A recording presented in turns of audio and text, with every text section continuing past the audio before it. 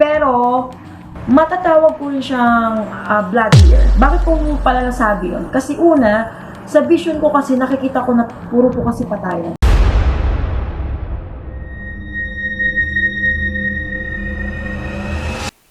Hello po mga Kapi-TV, sa video na ito ay tatalakayin natin ang masasamang pangitain sa isang lugar na ito ayon sa mga visions ni Madam. Pero kung ikaw ay hindi pa nakasubscribe sa aking channel, baka naman.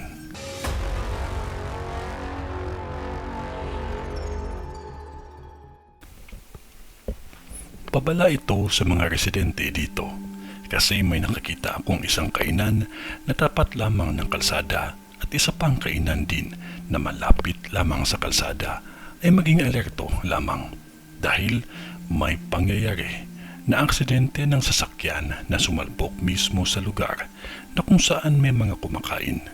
Sa visyon ko may nasawi sa aksidente na ito. Lalo na sa lugar na isang kainan na kung saan meron silang binibentang sisig.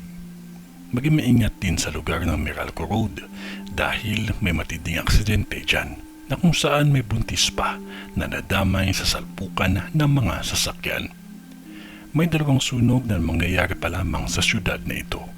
Hindi ito kalayuan sa lugar ng train station at Mercury Drug. May nakakita din akong mall at bilihan ng mga pagkaing niluluto. At ang isang sunog ay mismo mangyayari sa lugar na sakop ng Meralco Road. Maging maingat sa lahat ng bagay na magiging sanhi ng sunog.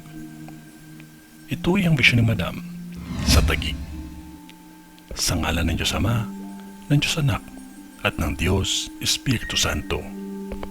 Amen.